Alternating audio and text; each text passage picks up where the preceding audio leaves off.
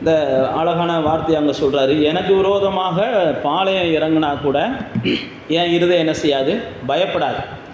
அப்போ தேவ பிள்ளைகள் என்ன செய்யணும் அப்படின்னா, என்ன செய்யணும், பயத்துக்கு இடம் கொடுக்கக்கூடாது. அதுதான் இங்கே சங்கீதக்காரன் சொல்கிறாரு, ஏன் பயத்துக்கு இடம் கொடுக்கக்கூடாது அப்படின்னு வசனத்தை சொல்லும்போது சொல்கிறாரு பாருங்க, கர்த்தர் என் ஜீவனின் பலனானவர், அவர் எனக்கு என் ஜீவனுக்கு அவர் பலனாக இருக்கிறதுனால நான் யாருக்கு அஞ்சுவேன் அப்படின்னு சொல்கிறாரு. அப்போ நீங்களும் நானும் முதல்ல என்ன செய்யணும், இந்த பூமியில் இருக்கிற தேவ பிள்ளைகளாக இருக்கிற நாம் பயத்தை மேற்கொள்ளணும், அல்லது பயத்துக்கு இடம் கொடுக்கக்கூடாது. பயம் வருமா வராதான்னா, நிச்சயம் பயம் ஒவ்வொரு நாளும் எல்லா மனிதர்களுக்கும் வரும். ஏதாவது ஒரு சூழ்நிலையில் பயம் வரும். நம்ம எந்திரிச்ச உடனே நமக்கு திடீர்னு ஏதாவது நெஞ்சு வலி வந்துருச்சுன்னா ஒரு பயம் வந்துடும், அல்லது எந்திரிச்ச உடனே ஏதோ ஒன்று சின்ன ஒரு டிஸ்டர்பன்ஸ் இருந்துச்சுன்னா பயம் வந்துடும். ஆனால் வேதம் சொல்லுது, கர்த்தர் என் ஜீவனுக்கு பலனாக இருக்கிறார், அதனால் நான் என்ன செய்ய மாட்டேன், அஞ்ச மாட்டேன். அதனால தான் சங்கீதத்தில் அவர் சொல்கிறார், எனக்கு விரோதமாக ஒரு பாளையமே இறங்கினாலும் என் இருதயம் பயப்படாது. அப்போ நீங்களும் நானும் முதல்ல புரிந்து கொள்ளணும், ஆண்டவருடைய பிள்ளைகள் என்ன செய்யக்கூடாது, பயப்படக்கூடாது. ஆண்டவருடைய பிள்ளைகள் பயப்படக்கூடாது. பயம் வரும், ஆனால் நீங்கள் சொல்லணும், நான் ஆண்டவருடைய பிள்ளை, அதனால் நான் என்ன செய்ய மாட்டேன், பயப்பட மாட்டேன். பயம் வரும்போது நீங்கள் சொல்லுங்கள், ஆண்டவருடைய பிள்ளை நான், எனக்கு நிச்சயமாக தீங்கு நடக்காது. ஆண்டவருடைய பிள்ளை நான், எனக்கு விரோதமாக பாளையம் இறங்கலாம், ஆனால் என்னை சேதப்படுத்த முடியாது. எனக்கு விரோதமாக சண்டை செய்யலாம், ஆனால் என்னை ஜெயிக்க முடியாது. எனக்கு விரோதமாக என்ன வேணாலும் நீங்கள் திட்டம் போடலாம், ஆனால் உங்கள் திட்டம் வாய்க்காது, ஏன்னா நான் ஆண்டவருடைய பிள்ளை அப்படின்னு நாம் என்ன செய்யணும், சூழ்நிலைகள் எதிராக உருவாகும் போது பயப்படாமல் சொல்லணும். அதுதான் வேதத்தில் சொல்லியிருக்காரு, என் ஜீவனுக்கு அவர் பலனாக இருக்கிறார். அதனால தான் அந்த சங்கீதம் 27 அவர் சொல்கிறாரு, நான் விசுவாசியாமல் இருந்தால் கெட்டு போயிடுவேன். இதைத்தான் அவர் சொல்கிறார் சங்கீதம் 27 அந்த 13 வசனத்தில் சொல்கிறாரு பாருங்க, அவர் என் ஜீவனுக்கு பலனானவர். 27:13 சொல்கிறாரு, நான் அவர் என் ஜீவனுக்கு பலனானவர்னு விசுவாசிக்காமல் போனேன்னா நான் கெட்டு போயிடுவேன். அதனால தான் அவர் சொல்கிறாரு, எனக்கு விரோதமாக பாளையம் இறங்கினாலும் நான் பயப்பட மாட்டேன். அதுக்கு அடுத்த வசனத்தில் சொல்கிறாரு, அப்படி தீங்கு வரும்போது என்ன அவருடைய கூடாரத்தில் வச்சு என்ன செய்வார், மறைத்து ஒளிச்சுக்கிடுவார். அந்த வசனத்தில் சொல்கிறார் பாருங்க, 5ஆம் வசனத்தில், தீங்கு நாளில் அவர் என்னை தம்முடைய கூடாரத்தில் மறைச்சு என்ன செய்வார், ஒளிச்சுக்கிடுவார். அதனால் தீங்கு நாட்கள் வரலாம், தீங்கு செய்வதற்கு மனிதர்கள் முயற்சிக்கலாம், ஆனால் எனக்குள்ள ஒரு நிச்சயம் இருக்கணும், அவர் ஒளிச்சுக்கிடுவார், அவர் பாதுகாத்துக்கிடுவார், அவர் மூடிக்கொள்வார், எனக்கு எந்த தீங்கும் நடக்காது, நான் பயப்பட மாட்டேன். அதனால தான் கீழே தொடர்ந்து அந்த சங்கீதம் 27 நம்ம வாசிக்கும் போது சொல்கிறோம், எனக்கு ஏதாவது நடக்கும்னு என்னை சுற்றிலும் இருக்கிற சத்துருக்கள் பார்க்குறாங்க, ஆனால் அவங்களுக்கு முன்னாடி எனக்கு எதுவுமே நடக்காமல் ஆண்டவர் என் தலையை என்ன செய்கிறாரு, நிமிர்த்தி வைக்கிறார்.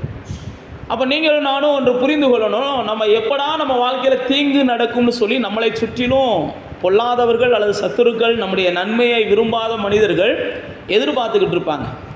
அப்போ நீங்களும் நானும் அவர்கள் எதிர்பார்க்கிறத பொய்யாக்கணும் அப்படின்னா, ஆண்டவர் அவர்கள் எதிர்பார்ப்புக்கு ஏற்ற எதுவும் என் வாழ்க்கையில் நடக்க விட மாட்டார். அப்போ அவங்க என்ன செய்வாங்கன்னா, நிச்சயமாக ஆண்டவரை மகிமைப்படுத்துவாங்க. இவங்க ஆண்டவர் இவங்களை காப்பாற்றுறாரு, நாங்கள் கூட நினச்சோம் அந்த பிரச்சனை வந்தபோது இவங்க நிறையா பாதிக்கப்பட போகிறாங்கன்னு நினச்சோம், ஆனால் இவங்க விண்ணப்பம் பண்ணுற ஆண்டவர், இவங்க சேவிக்கிற ஆண்டவர், இவங்க தொழுது கொள்ளுகிற தேவன் இவங்களுக்கு எந்த சேதம் இல்லாமல் காப்பாற்றிட்டாரு அப்படின்னு சொல்லுவாங்க. அதனால தான் 9ஆம் வசனம் சொல்கிறாரு, ஆண்டவரே உங்களுடைய முகத்தை நோக்கி பாருங்கன்னு சொன்னீங்கல்ல.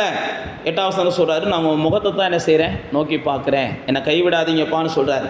10ஆம் வசனத்தில் சொல்லும்போது சொல்கிறாரு, என் தகப்பனும் என் தாயை கூட என்னை கைவிடட்டும், ஆனால் நீங்கள் என்ன செய்யுங்க, என்னை சேர்த்துக்கோங்க. அப்போ தேவனுடைய பிள்ளைகளாகிய நீங்களும் நானும் தகப்பனும் தாய்விடும் கைவிட்ட உடனே உலகமே போயிடுச்சு, இருண்டு போச்சு நம்ம நினைக்கிறோம். அல்லது நம்ம நம்புகிற கணவனோ சகோதரனோ அல்லது மற்ற யாரோ பிள்ளைகளோ நம்மளை கைவிட்ட உடனே உலகமே அவ்வளோதான், நமக்கு இறுதி ஆயிடுச்சு நம்ம நினைக்கிறோம். ஆனால் வேதத்தில் அழகாக சொல்கிறார், யார் என்னை கைவிட்டாலும் என்னை சேர்த்துக்கொள்ள ஒருவர் இருக்கிறார், யார் எனக்கு கை கொடுக்கலைனாலும் என்னை விசாரிக்க ஒருவர் இருக்கிறார்னு சொல்லி நம்ம பயத்துக்கு இடம் கொடுக்காமல் என்ன செய்யணும், ஒவ்வொரு நாளும் வாழணும். அதைத்தான் தேவனுடைய பிள்ளைகள் என்ன செய்யணும், பயிற்சி எடுக்கணும். இன்றைக்கி உலகத்தில் எதுக்கெடுத்தாலும் பயப்படுறாங்க, எங்கே போனாலும் பயப்படுறாங்க. ஆனால் தேவனுடைய பிள்ளைகள் நமக்கு தெரியணும், எனக்கு அவர் பலனாக இருக்கிறார், என் ஜீவனுக்கு அவர் பலனாக இருக்கிறார். அதனால தான் வேதத்தில் சொல்லுது, நான் அதை விசுவாசிக்கலைன்னா கெட்டு போவேன், அதை நான் நம்பணும். என் தேவன் என்ன செய்கிறார், தீங்கு நாளில் கூடாரத்தில் வச்சு காத்துக்கிடுவார். எனக்கு விரோதமாக ஜனங்கள் பாளையம் இறங்கினாலும் எனக்கு ஒன்றும் நடக்காது. அப்போ தேவனுடைய பிள்ளைகளாகிய நாம், சங்கீதக்காரனாகிய தாவீது 23 சொல்கிறார் பாருங்க, மரண இருளில் நடந்தால் கூட பொல்லாப்புக்கு நான் என்ன செய்ய மாட்டேன், பயப்பட மாட்டேன். அதே சங்கீதக்காரனை 118 சொல்லும்போது சொல்கிறாரு, மனுஷர் எனக்கு என்ன செஞ்சாலும் எதிராய் வந்தாலும் கர்த்தர் எனக்கு சகாயராக இருக்கிறார், நான் என்ன செய்ய மாட்டேன், பயப்பட மாட்டேன். அவர்கள் எதிராக எவ்வளவுதான் எழும்பட்டும், எதிராக எவ்வளோதான் முயற்சி பண்ணட்டும். பைபிளில் இயேசு சொல்லும்போது சொல்கிறார், இந்த உலகத்தார் உங்களை பகைப்பாங்க, உலகத்தார் உங்களோடு போராடுவாங்க. ஏன்னா நீங்கள் உலகத்தார் கிடையாது. இந்த உலகத்தார் உங்களோடு என்ன செய்ய மாட்டாங்க, சமாதானமாக இருக்க விரும்ப மாட்டாங்க. நீங்களே சமாதானமாக இருக்க நாடினாலும், நீங்களே சண்டை இல்லாமல் வாழணும்னு நினச்சாலும் இந்த உலகத்தில் இருக்கிற மக்களுக்கு அது என்ன செய்யாது, பிடிக்காது. அதனால தான் நீங்களும் நானும் புரிந்து கொள்ளணும், எந்த சூழ்நிலையும் நடக்கட்டும், என் தேவன் என்ன செய்கிறார், ஒருவர் பார்த்துக்கிட்டே இருக்கிறார், எல்லாத்தையும் பார்த்துக்கிட்டு இருக்கிறார். நீங்கள் ஆதியாகமம் புஸ்தகம் 21ஆம் அதிகாரத்தில் ஆகாரை குறித்து வேதத்தில் போட்டிருக்குது. ஆகார் என்கிற ஒரு பெண்மணி, அவர் என்ன செய்கிறாங்க, ஆபிரகாம் என்கிற மனிதனுக்கு 2வது தாரமாக கொடுக்கப்படுகிறாங்க. 2வது தாரமாக கொடுக்கப்பட்ட உடனே அங்கே அந்த அம்மாவுக்கு வயிற்றில் குழந்தையாகி போயிடுது. குழந்தையான உடனே குழந்தை பிறந்து வளரும்போது அந்த முதல் தாரத்துக்கு 2ஆம் தாரத்துக்கும் பிரச்சனை ஆயிடுது. அப்போ முதல் தாரம் என்ன செஞ்சிடறாங்க, இவங்களை அனுப்பிவிட சொல்லிடுறாங்க. அவங்க சொன்ன உடனே ஆபிரகாம் என்ன செய்கிறாரு, ஆண்டவர்கிட்ட கேட்குறாரு. ஆண்டவரும் அனுப்பி விட்டுருப்பா, சண்டை இல்லாமல் வாழு அப்படின்னு சொல்லி ஆண்டவரும் அனுப்பிவிட சொல்லிடுறாரு. அப்போ ஆபிரகாம் அனுப்பி விட்டுறாரு. நீங்கள் ஆதியாகமம் 21ஆம் அதிகாரத்தில் வாசிச்சு பார்த்தீங்கன்னா தேவையான ஆகாரத்தை தண்ணியை கொடுத்து அனுப்பிடுறாரு. திடீர்னு பார்த்தீங்கன்னா எல்லாமே தீர்ந்து போயிடுது. அந்த அம்மா போகிற போக்குலேயும் உடனே அந்த அம்மாவுக்கு அழுகையாக வருது, புள்ள அழுகுது. பிள்ளைய போட்டுட்டு அப்படியே அவங்க உட்காந்து தனியாக உட்காந்து அழுதுகிட்டு இருக்கிறாங்க, என் பிள்ளை சாக போதே அப்படின்னு சொல்லி. அப்போ ஆண்டவர் என்ன செஞ்சாங்கன்னா ஆகாருக்கு தரிசனம் ஆகிறாங்க. ஆகாரே, நீ பயப்படாத, உன் பிள்ளை ஒன்றும் என்ன செய்யாது, சாகாது. ஏன் அப்படின்னா அந்த பிள்ளைக்காக ஆபிரகாம் விண்ணப்பம் பண்ணுறான். அந்த பிள்ளையை அனுப்பி விடும்போது ஆபிரகாம் சொல்கிறான், ஆண்டவரே இந்த பிள்ளையை நான் அனுப்பி விடுறேன், நீங்கள் இந்த பிள்ளையை என்ன செய்ய, ஆசீர்வதிங்கப்பான்றான். அப்போ தான் ஆண்டவர் சொல்கிறாரு, கண்டிப்பாக இவனும் பெரிய ஆளாக வருவான், நீ தைரியமாக இரு, ஏன்னா ஓம் பிள்ளை, நீ ஜோம் பண்ணுற. அப்போ நாம் எந்த பிள்ளைக்காக ஜோம் பண்ணுறோமோ அந்த பிள்ளையினுடைய எதிர்காலத்தை கர்த்தர் என்ன செய்கிறார்னா கவனிச்சுக்கிட்டே இருக்கிறார். ஆகாருடைய குழந்தைக்காக ஆபிரகாம் ஜோம் பண்ணார். அதனால தான் வேதத்தில் போட்டிருக்கு, அந்த நேரத்தில் அந்த அம்மா அழுகிறாங்க. ஆண்டவர் ஆகாருக்கு தரிசனமாகி சொல்கிறாரு, நீ பயப்படாதம்மா, நீ நினைக்கிறபடி உன் குழந்தை சாகாது, உன் குழந்தை பெரிய வம்சத்தை என்ன செய்ய போகுது, உருவாக்க போகுது, உன் குழந்தை பெரிய தேசத்தை உருவாக்க போகுது, உன் குழந்தை பெரிய என்ன செய்ய தலைவனாக வரப்போகுது. அவர் தான் இன்றைக்கி இருக்கிற இஸ்லாமியர்களுக்கெல்லாம் தகப்பனாக இருக்கிறார்.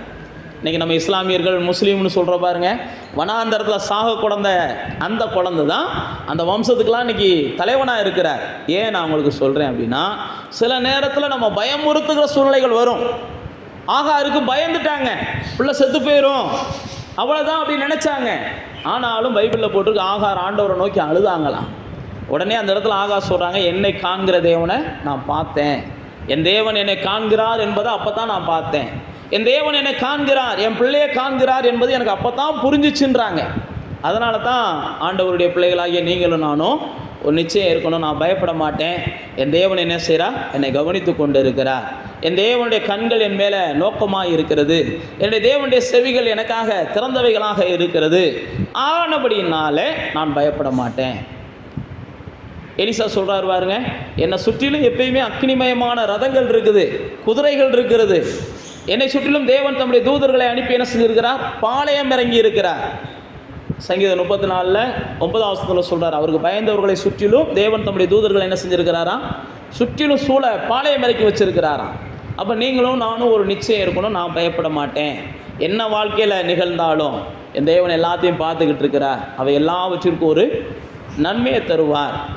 அவருடைய பிள்ளைகளாகிய நீங்களும் நானும் இந்த பூமியில் வாழுகிற நாட்களில் பயப்படக்கூடாது. இயேசு வாழ்ந்த நாட்களில் சீசர்கள் என்ன செஞ்சாங்க, இயேசுவோட கப்பல் பயணத்தில் போகிறாங்க. கப்பல் பயணத்தில் போகும்போது திடீர்னு காற்று, பெரிய காற்று அடிக்குது. பெரிய காற்று அடித்த உடனே இயேசுடைய சீசர்கள்லாம் ரொம்ப பயந்துடுறாங்க.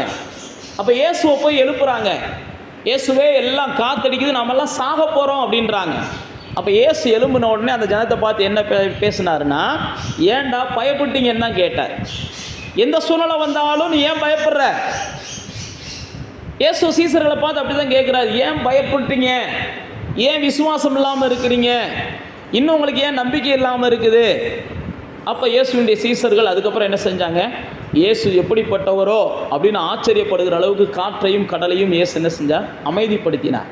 அப்போ சில நேரத்தில் நீங்கள் பயப்படும் போது ஆண்டவர் உங்களை பார்த்து கேட்குற கேள்வி அதுதான், ஏன் பயப்படுறீங்க? உங்களுக்கு விசுவாசமே இல்லையா? எத்தனை காரியத்தை பாஸ்ட் சொல்லி கொடுத்துருக்க மாட்டார், எத்தனை காரியத்தை நீங்கள் கேள்விப்பட்டிருக்க மாட்டீங்க, எதுக்கு எடுத்தாலும் ஏன் இப்படி பயப்படுறீங்க அப்படின்னு சொல்லிட்டு அவர் கைவிட மாட்டார். மறுபடியும் தட்டி கொடுத்து இனிமேலாவது பயப்படாமல் இருங்கன்னு சொல்லி என்ன செய்வார்? உங்களுடைய போராட்டங்களை முடிவுக்கு கொண்டு வருவார், உங்களுடைய பிரச்சனைகளை ஒரு முடிவு கொண்டு வருவார், உங்களுடைய பலவீனங்களை ஒரு முடிவு கொண்டு வருவார். ஆக மொத்தம் தேவன் எதிர்பார்ப்பது என்ன அப்படின்னா, நீங்கள் என்ன செய்யக்கூடாது? பயப்படக்கூடாது. அதனால தான் ஏசாயா 41ஆம் அதிகாரத்தில் வாட்சி பார்த்தீங்கன்னா, பயப்படாத நான் உன் கூட இருக்கேன் பார் 10ஆம் வசனத்தில். 13ஆம் வசனத்தில் சொல்லும்போது சொல்லுவார், பயப்படாத நான் உனக்கு துணை செய்கிறேன் பார். 14ஆம் வசனத்தில் சொல்லும்போது சொல்லுவார், பயப்படாத நீ வெட்கப்பட்டு போக மாட்ட அப்படிம்பார். 41ஆம் அதிகாரத்தில் அந்த 3 வசனமும் தொடர்ந்து வரும். 10ஆம் வசனத்தில் சொல்லும்போது, நான் உனக்கு துணையாக இருக்கிறேன், நான் உன்னை பலப்படுத்தி நான் உனக்கு சகாயம் செய்வேன், நீ பயப்படாத அப்படிம்பார். அந்த 13ஆம் வசனத்துக்கு வரும்போது, நான் உனக்கு துணையாக இருக்கிறேன், நான் உன் கூட இருக்கிறேன், நீ பயப்படாத. 14ஆம் வசனத்தில் நீ பயப்படாத, நீ வெட்கப்பட்டு போக மாட்ட. அப்போ நமக்குள்ளே ஒன்று புரியணும், என் கூட யார் இருக்கிறா? தேவன் இருக்கிறார். என் கூட எனக்கு துணையாக தேவன் இருக்கிறார். அதனால் நான் என்ன செய்ய மாட்டேன்? பயப்பட மாட்டேன் அப்படின்னு சொல்லி ஒரு நிச்சயத்தோடு இருங்க. எப்போ நீங்கள் பயத்தை மேற்கொள்கிறீங்களோ அப்போ தான் அந்த பூமியில் நீங்கள் ஒரு பெரிய பலசாலியாக வாழுவீங்க. நீங்கள் பயத்தை மேற்கொள்ளும் போது மட்டும்தான் நீங்கள் பெரிய ஆசீர்வாதங்களுக்கும் நீங்கள் எதிர்பார்க்கிற ஆயுசு நாட்களையும் நீங்கள் பெற்றுக்கொள்ள முடியும். அதனால் பயமில்லாமல் வாழ்வதற்கு இந்த நாட்களில் தேவன் உங்களை என்ன செய்வாராக? பலப்படுத்துவாராக. அப்படி நம்ம தேவனை நோக்கி பார்த்து கண்களை